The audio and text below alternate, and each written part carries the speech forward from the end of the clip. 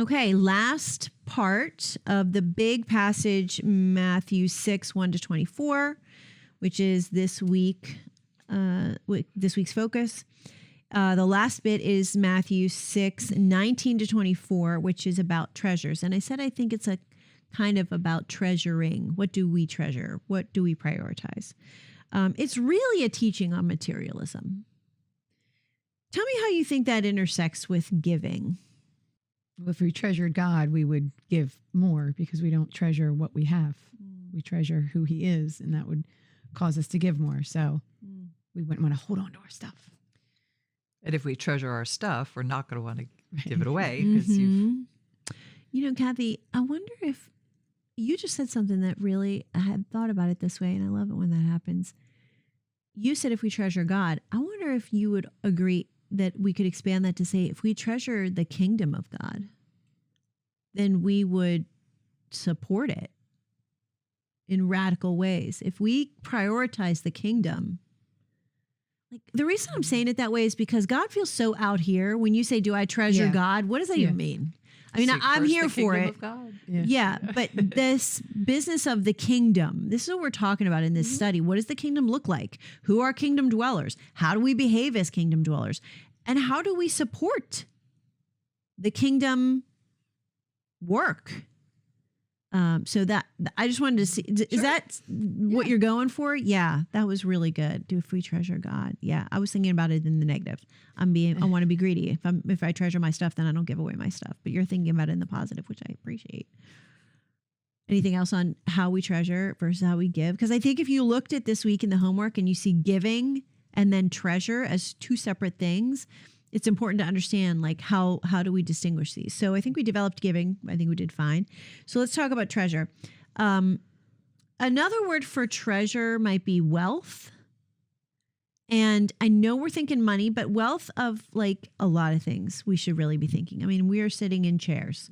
We have warmth. We have clothing. We have food. So wealth is a lot broader than money. Money is useful in purchasing the things that we need, but we have a wealth in a first world environment. We have a wealth of resources is another word that you might use for your treasures. And in fact, we talk about resources a lot. I would also, we're going to talk a little bit later in the study about some disabilities, but I would also encourage you to think about resources as your own bandwidth, your own abilities. What are my personal resources? And just think wider than money, because it's just so easy for us to get trapped in money. And I just don't feel like I need to do that with you because I feel like it's been done to death and we need to pay attention to it. But I'd like us to go a little deeper. So when I think of resources, what are some other resources? Like kick it around. What are some resources that you think of? For me, time is a big one. Sorry, I stole it. As a retired person, that's the first one that comes to mind. So it's a resource. Yep. And how you spend it indicates where your priorities lie, right? Okay, what are some other resources we have? I'm looking at you because I'm thinking about how you prioritize your fitness, and your health is a resource, right? Health and fitness are two different things. Okay, but would you agree that health is a resource? If I am healthy, I can do things that I can't do if I'm not healthy, physically in my body. Also, if I'm not mentally healthy. So I have a resource. If I'm mentally healthy, that is a resource that I can choose to keep or spend. Right? Do you understand what I'm saying? So how I might spend that mental health resource is helping someone who is experiencing depression. And I can give to you from my health. I can lean into you, or a counselor would do that. They have mental health. It is a resource they have. They keep it tight and they can give from it. You see what I'm saying? Mm-hmm. I'm deepening the way we're thinking about our resources. What other resources do you have that come to mind that we should treasure? I was thinking about expertise. Like this is more of an issue for my husband because he has certain expertise in areas and people always ask him, and he has to sort of be thoughtful about how he distributes that. Yes, totally. That's great. That's really good. And I know what your husband does, but I'm sure that doctors experience that. If you have knowledge If I have knowledge, I want to give it to you. That's why I do this. It's a huge part of my life, because if God gives something to me and I learned it and I worked to learn it, I want to give it away. Immediately, I want to give it away. That's my knee jerk. I'm like, oh my gosh, I can't wait to tell somebody about Well, this. actually, we have legal reasons to not be able to share expertise my husband has. So he has to balance, Yeah. not sharing expertise that he would like to. Yeah, well, that's not really what I'm going for, No, I but know. but yeah, those are resources that we have that we can give from. If anything that I have is a resource, anything that I have, anything, if I can walk, that's a resource that I have that not everybody has, and I can give from that. So I want to think just a little bit deeper about, because I think it's too easy to stay at the surface level on treasures.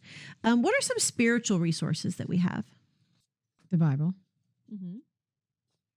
These are your Sunday school answers. Wisdom Mm-hmm. that you might have gained.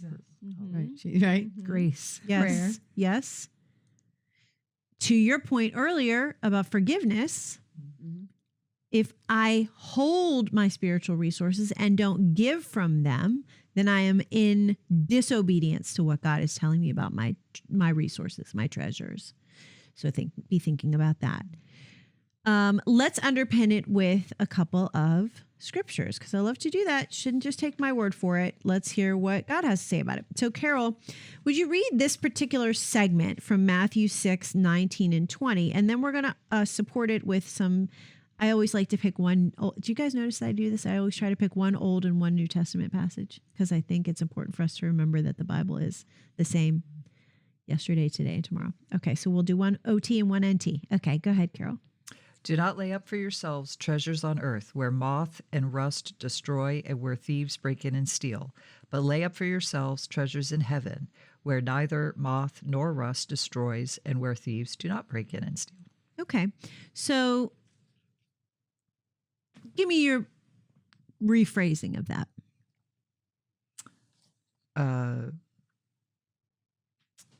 Focus on developing spiritual resources, because those can never be taken away. Okay, good. So I think that in that passage, Jesus is really redefining where our security comes from. Would you agree that's a fair reception of that text? That he's saying, don't store up in this way. Instead, store up in this way. Don't find your security in this, not your own pantry, but my pantry. To recall our prayer time. So, Kathy, would you read Job's take on this? And maybe we should tattoo it on our arms. He said, naked I came from my mother's womb, and naked I shall return there. The Lord gave, and the Lord has taken away. Blessed be the name of the Lord. Mm-hmm. So that is Job receiving. Actually, this was at the beginning of his journey. So it's in chapter 1, but it's Job understanding what matters and what goes away. Now he's going to get tested because those things that mattered to him the most were taken away. But he blessed the Lord. The Lord gives, the Lord takes, blessed be the Lord. Everything I have belongs to him. Everything I have came from him. I talked about this when we did a study on our identity in Christ, and how I really struggled with, like, everybody's like, oh, your identity should be in Christ. I'm like, it sure should. But I really didn't know what that meant. And then I figured out what it meant for me. What helped me was understanding that every single thing, the fact that I can speak to you with words that make sense, is a gift. I didn't earn that. I didn't do it for myself. The fact that I will get up from this study and walk upstairs and go about my day, and I will climb those steps with no problem, God willing, is a resource that he gave me. I didn't earn that. Some people were born without that ability, so I didn't earn it. And that's what came to me on, like, my whole identity, everything that I am and do, and everything is because Christ said, yes, she shall be able to do this and that. And so it's the same here, that every resource that I have, everything that I am, it belongs to him first, and he gifted it to me. And so how we hold those things loosely is a whole nother ball game, but understanding it is the beginning of wisdom. So The other supporting passage, I think, is 1 Corinthians 13:13. And let's listen for the things that abide to support your passage on the things that stay and the things that go. Cheryl, would you read that for us? So now faith, hope, and love abide, these three, but the greatest of these is love. What abides? Faith, hope, and love. And the shoes I bought yesterday, right? Also those shelves? No? Not my pants? No? Invest in the things that will endure. Right. And moths will get those clothes. That's right. That's right. That's right. Or thieves or whatever. Time steals a lot. Time steals a lot. Like this will not be as cute in 20 years if I wear it a lot. Right. So those things that can be taken or diminished or destroyed or decay, those aren't the things we should be spending our focus on. This is deep stuff. I'm just skimming it. What do you want to say about it? Well, a physical representation, I think I would hope, at least for us in our generation, was our pandemic, when we lost a lot and we were like, what am I holding on to? What am I mad about? What am I losing sleep over? What am I, right? I mean, those were all recalling what I held and I deemed to be the most important. Mm-hmm. And for me, leaving my house was really, really, really important. And that could be taken away at any time. Mm-hmm. I mean, we didn't know that. We didn't even know that. No, we didn't think never about even that. Considered it. Mm-mm. So it's a huge reminder of what I the consider. freedom to leave your home. Is that what you Yeah. said? Oh, Yeah. I don't do well sitting in my house. I need, and I'm like, I just got to go to a park. I got to go to a playground. Right. And at that time, everyone was like, don't come anywhere near me. So Yeah. It's the things that we take for granted. Right. So we should really look at the spectrum of it, the things that we're aware of and the things that we're not even really aware of, that we're just taking for granted. And we're not thinking about how can I repurpose this resource for the Lord, because it all comes from him. It should all go back to him. And if I'm only doing that in pockets in my life, then I'm stealing from him. Right. I'm saying it. I'm not softballing this. I'm stealing from God if I'm not intentionally considering how all of my resources can be turned back towards him. That is a big homework assignment. Years of work you could do on that. That's completely radical. And it's very hard to even do that by yourself. Like you need community of people who are thinking the same way. Just because that's... Yeah, support, because it's radical. You're right. I love that word, but that's what God calls us to do. And even if I go back to that example, I had plenty of people that agreed with me, right? And I had very few people saying, you can, Jesus giveth and he taketh away, right? And I didn't have people saying those things to me. I had plenty of people saying, we should go out. We should be able to fight this. Don't do that, right? You're right. Community was a good test. I don't know how well we did. And I mean, coming from myself, it was hugely eye-opening, because how did I react? Was I content in Jesus in those moments? Did you put others before yourself? Right. Yeah. That was a big theme. So this kind of makes us think about, so it says, do not store up. Well, does that mean that we shouldn't plan? What does that mean? Should we just wake up every day and hope for the best? Let's let Scripture answer the question. Proverbs 6:6-11 speaks to it, but in the interest of time, I'm just going to have Carol read 1 Timothy 5:8, because it's super concise and it nails it. 1 Timothy 5:8. Yes, thank you. But if anyone does not provide for his relatives, and especially for members of his household, he has denied the faith and is worse than an unbeliever. Okay, so that's pretty clear. So how do we hold both of these things, that we should not store up, but that we should plan and provide? How do we reconcile that? Well, I think we can. I'm sorry. I think we can, in that.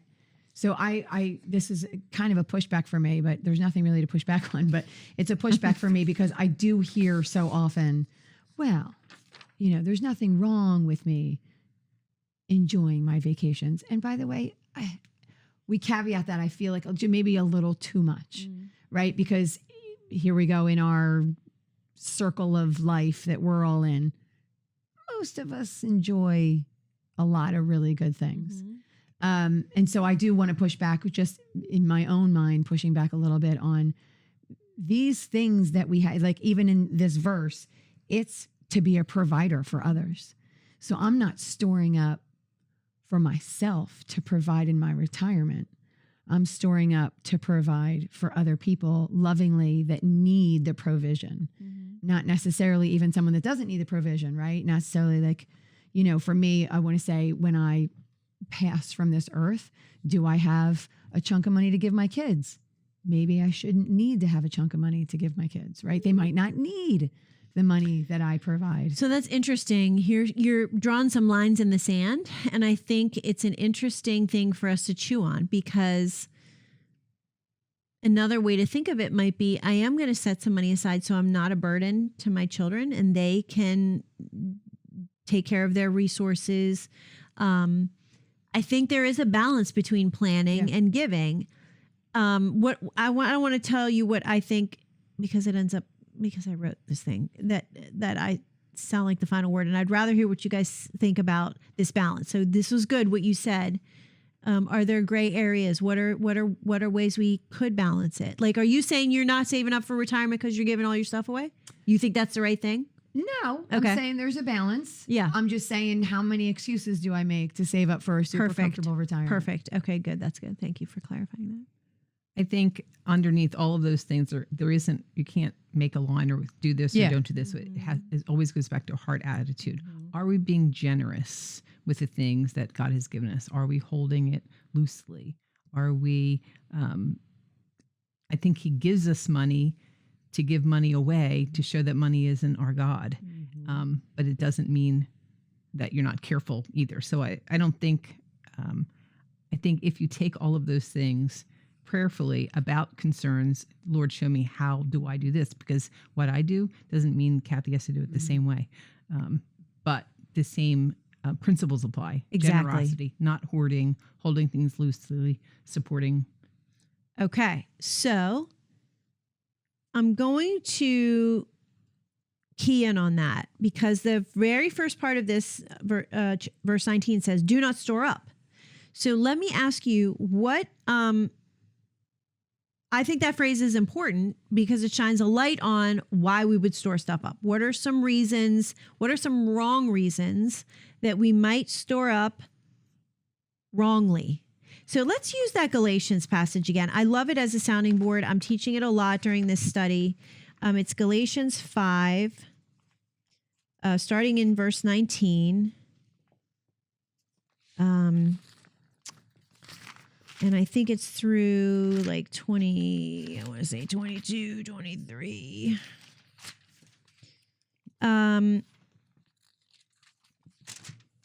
you say Galatians 5? Yeah. So it starts in 19 and goes to, like 23. So basically it's these two lists. So I'm going to have you open to that. We're going a little off script, but what I want you to tell me is, how does do not store up land if we look at that list as a litmus test? Okay. So I'll give you an example. There's here envy, jealousy. Okay. Jealousy and envy are in this list of don't do it's. Okay. And love and peace are in the list of do it's. So if I keep my money or some resource because I think, well, I don't need it now, but I might need it later, instead of giving it to somebody who needs it, that's greed, right? So that's, or that could be envy or jealousy. Like, I'm not giving it to her because she already has enough. Well, I don't know what she has, right? So as a litmus test, what are some reasons we do not store up and reasons we do store up? What would be some ways that we can balance this spiritually if we use that Galatians passage as a sounding board? Well, just not trusting that the Lord will provide. Like, I got to provide for myself. Right. Control. Right. Fear, Yes. Fear is on my. idolatry. Yes. Yes. Idolatry. Selfishness. That sense of security. Is there a better word for the one you were saying? Because I said security, but maybe You said didn't. control. I think Oh, I said distrust control. was the one I was thinking of and I think that was the same lines that you were saying. You Well, don't just trust that he's gonna, like you got to rely on yourself. Like Right. I got to, right. have enough. Self-sufficiency. Yeah. Mm-hmm. Self. But at the same, I guess I'm struggling with this line of thinking because it is wisdom to, as we're economy is progressing, like to have extra food on hand and have, money saved, like that's all wisdom, and God wants us to be prepared, and he gives us a heads up of what's coming because he wants us to prepare, so in our culture, like you should be saving for your retirement, unless you're gonna, think you're gonna work till you die, like you're gonna need money, So yeah, go. Go ahead. I was going to. So, and I'm just going to ask it in this strange way because I hear what you're saying, and I've heard that. Is it wisdom? Like, so Joseph had his role, because Joseph is actually something I'm studying now. Joseph had his role. Were the people any less wise because they suffered the famine and had to come to Joseph and became sellers? Right? Were they any? Did they? No, the Lose people anything? helped him play it out. They're the ones who saved. Right, but did they lose anything in the kingdom because they didn't have the extra? Right? Like, you know what I mean? Like, so Joseph was prepared, and it was him that kind of gave everybody, but they didn't not join the kingdom either because they weren't prepared. Well, I would argue that Joseph, the way it was structured, the people didn't have the ability to save the amount of food that they would have needed, the volume of grain that they would have. So the government took over creating these huge storehouses so that the people could then, which would be similar to us saving for our retirement. We have a way to do it personally in accounts where you save 10%, 20%, whatever, for those years that will be lean. So we're doing it individually for ourselves, what in Joseph's day, the government stored for the people. So, How do you, but I see what you're saying. Yeah. Like people can be extreme, and that verse that I read about, if you don't take care of your family, you're worse than an unbeliever. People could take that to the extreme and say, I got to sock away money for my entire family. I can't be generous to other people because I have a responsibility to God to provide to the nth degree, from whatever that means, right? What does providing for your family mean? Right. so here's the what thing I think we have level to of wealth are you talking? Here's the thing I have to keep in mind. That's exactly where I was going to go with it. That if we are in a position, which is a blessed position, make no mistake about it, not everybody has the ability to save for their retirement. So if we are in a blessed position to save for our retirement, are we taking that resource seriously and turning it back to the Lord and saying, if I'm blessed enough to save for my retirement, am I able to give that number to the Lord and not lord over that number myself? Like, this is what I must have when I retire. That's number one. And number two, if I'm that blessed financially, am I making sure that I'm taking care of those people who do not have the ability to save for their retirement? Because there are plenty. Mm-hmm. There are plenty of people who will still have to work, who will be hungry, who will be without. Right. And those people could use a leg up. Am I thinking also about them? Right. Or am I only thinking about myself? Right. So if I can save up, then I should also, if I can save, then I can give. And I like the idea that because you it's said about all stewarding. extra. It's stewarding all your resources, and even in your retirement, do you have an eye for how will I serve my community? It might maybe not be as much direct financially, but with hospitality, with your time, with your other resources that you have, Yeah. It might be with your money though. Like that's the thing, is that holding it with an open hand. Right. Mm-hmm. Right. Yeah. But if you save radically, then you might still have the ability to give financially. Right. During Oh, it. absolutely. That's my point, that if your mind is towards how can this resource be turned back to God? I know that God wants me to take care of myself and my family. He's giving me this resource to do that, but I shouldn't only take care of myself. Right. I should also be taking care of those around me now, not later if I have enough. Now, because if I have any extra, it shouldn't all go to me. And we all have extra, period. So that I think is how you square it up. Right. And that's why I wanted to raise that, because God does call us to be planning, and he, the parable of the talents, like, don't squander stuff. Don't just sock stuff away. Like, do wise things with the resources that I've given you, but don't only do them serving yourself. Right. That's the theme in the sermon. Don't be like them, the world, who says, save it up and it's yours and you earned it and whatever. Be like the kingdom, which says none of this belongs to me. Actually, none of this belongs to me. And it's only by God's grace that I was able to earn it, that I got a job by his grace, that I'm able to fulfill the employment and do the things that are required of me at that job because my brain works because God said so. Like, all of it. It's all him. And we lose it because we love to think I did it, especially in a capitalist society. We're like bootstrapping ourselves all the way through. We didn't bootstrap it. God gave us the abilities that we have to do the things that we can do. Right. In the homework, I talk a little bit about ambition. And I think we've covered that because you poked at it. So I'm not going to do ambition. But what I will say is this. In the homework, I said, figure out what percentage you spend on things each day. And that's a very churchy thing to say. Like, that's where your priorities are. And I was like, you know what? That's kind of not cool. Because any of us who have been given the gift of employment, well, that's 8 hours of our day. That's not really a fair assessment, because you do need to work to put food on the table. But so I rephrased it in my mind. I'm telling you now. Where are you putting your voluntary hours? When you're done with your job, when you're done with your work that you need to do to pay the bills, then what are you doing? And that, I think, is a good examination. Because if you take just the simple hours in the day, that's not really a fair thing. Because if you have to work, you have to work, right? So, which most of us do. Okay, so I wrote in capitals, voluntary. Okay, so the last bit I want to chat about is, I think you skimmed by it. You said idolatry, and I want to really lean into that because I think that it uses master language. Cheryl, would you read Matthew 6:24? No one can serve two masters, for either he will hate the one and love the other, or he will be devoted to the one and despise the other. You cannot serve God and money.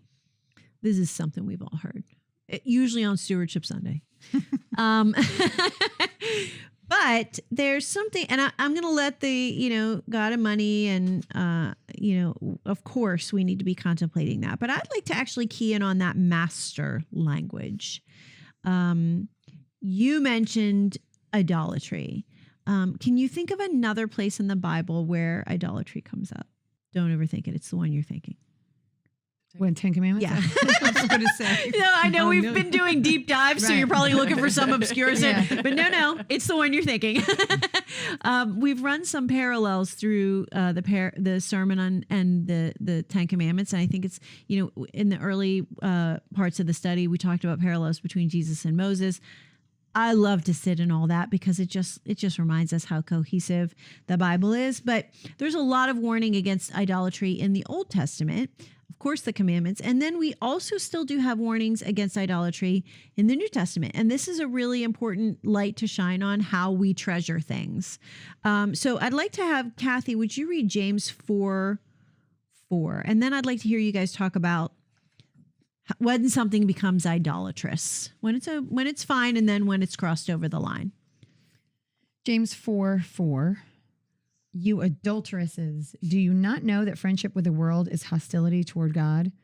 Therefore, whoever wishes to be a friend of the world makes himself an enemy of God. What does that mean? And why did I bring that one, which doesn't say idols at all? What am I going for? Well, being a friend of the world would be idolatrous. I mean, I know it's an expression. Again, it's a Christian expression that we use a lot. But it's loving things that the world loves that God does not love. And so that would be being aligned with the world. Yeah. Yeah. So we're supposed to be, in the world, not of it, right? We live here, obviously. We have to be in here, but we don't have to be buddies. You're going to have to be aligning. We don't have to ourselves with adopt those cultural expectations. That's what we've been talking. We talked a lot about like cultural, counterculture. The homework says a lot about living in a counterculture way. In fact, in this week, in several weeks, I've put forth what I think a thesis of the sermon is, which is verse 6-8, which is in this week's study. Do not be like them. Right. That covers it. Thank God he gave us more words to help us figure out what he means by them, how they're behaving we shouldn't, and what we should do instead. But that's the gist. So yes, friendship with the world. Tell me what you were thinking when I said treasures and you were like idolatry. Like, how does something become, and by the way, we could take 2 seconds on like material stuff, but I'd like to go deeper. So of course we understand like how material stuff could be idolatrous. Like just say 1 or 2 sentences about that, and then we're going to go past it because I feel like other people have done that and we've all done it to death. But say something about material stuff, and then let's go deeper. When it's taken out of your hand because you haven't held it loosely, that you get angry or you despise or whatever. Like, so again, we have lots of things, but it depends most often what happens when it's gone. And of course, all that time it's been fermenting and becoming an idol. It's the place that we trust. It's our resource. It takes away Comfort. our trust from and our alliance with God. And it says you can't have two masters, which means you have to choose. And almost everything we have to do in life, we have to choose. Am I going this road or am I going this road? That's right. And one road leads to life, and the other one also, leads to death, choking out any life of the Spirit in us. Yes. Perfect. Don't need to say more about that. There's so much material stuff that can become idolatrous. So much. Anything could. It could be a tiny little thing that nobody even knows I have, but I just cherish it too much. Okay, what are some deeper things that can become idolatrous? I'm going to just throw out a big one. Motherhood. The mothering well, the ideal of motherhood. If I focus on that, if I look at my children as my products, you see what I'm saying? Like then I could become idolatrous about, I am putting my mothering first and my control of it and my wisdom and not looking to the left or the right, listening to other people around me, but I have hyper focused on that. And now that is in the way between me and God. So that's how I often think about it. Like, I'm a visual. We talked about this during the tabernacle thing. Like, if I'm elevating something so much that I think of like God and like light. So if I'm elevating something so much in my light that it puts a shadow on my face where the light is supposed to fall, then that's idolatrous. And so what am I elevating? What are some other things that we can elevate, that we are treasuring and not turning as a resource toward the Lord? So by the way, my mothering can be a resource that I give to the Lord, of course. Right. Or it can be something that I hoard and say, I'm going to raise my kids this way, and this is the right thing to do, and I'm not going to do it that way. And those are the hard ones, the ones that are good things that we pervert. Right. That's why I wanted to dig in, because it's easy to see the stuff that's obviously bad. This isn't Galatians me. 5. Yeah, Right. you can Yep. see that. This isn't me, but exercise can be that for some people.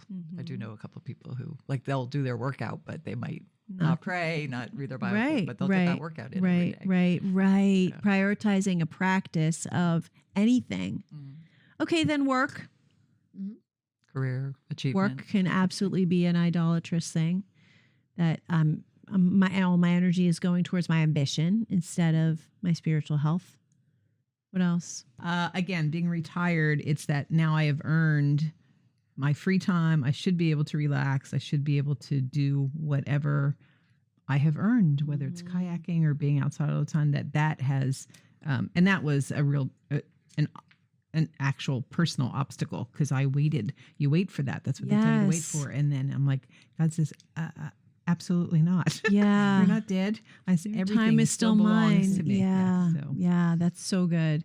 Okay, I was Comfort. saying sex stuff. Yeah, I know. You're on. Even saying it the way she says it, I'm like, I mean, Yeah. you can make that an idol. Like if it's your goal, if you are abusing it, if you are elevating, or to deal with what we did a couple weeks ago when we talked about valuing intimacy. If you are devaluing intimacy by abusing sex stuff, that can be an idol. It's because you're focused on it and it's blocking out God.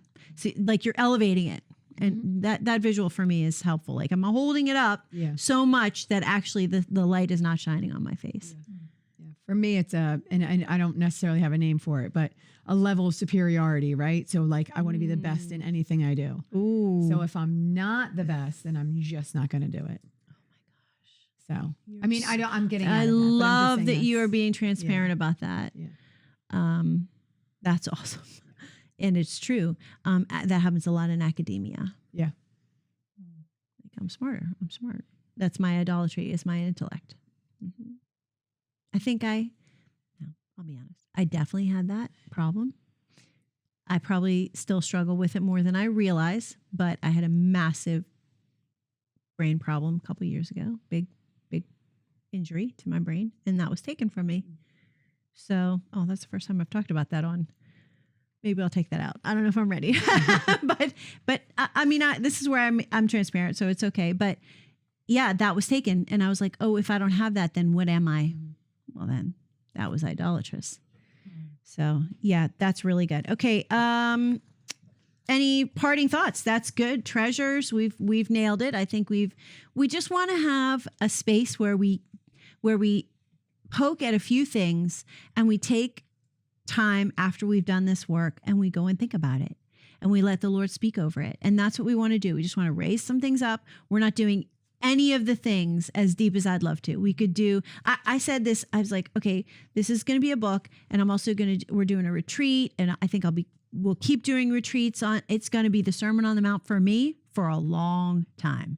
Like I could sit in this for years and I could teach on it new things for years because there's just so much in it. So we never try to exhaust it. We always just try to tease it out a little, like there's something I hadn't thought about. You guys always bring great things I haven't thought about, and hopefully people will go and think more about these things and the Lord will speak over them in new and fresh ways. Even in this section, just one last comment, because after I'd read this very last treasures thing, this little section at the end, I kind of was like, I'm in this place right now where I'm like, everything connects. You can go all the way back. It does. And so connecting this entire section, from what I saw, is you can't serve the Lord and the world, right? Like, so so it's not even just God and money. It's everything. It's, you can't serve in your prayers. You can't serve yourself. And right. You can in your giving, and you can't serve this. So in every single thing, it's, you can't serve both good and bad. We have to make a choice. And like you said, we have to either go towards God or we're going away from God. And so we have to make one choice or the other. And I think he obviously develops it in a, and I think you really see it in your particular own way. life when you've tried to think you had a little bit of both. When you have a little bit of both, you actually have nothing. Right. I Nope, just want to you're step right. a little bit over that line, and it's not. You're turning completely away from God and blocking him from doing what he wants to do inside of you.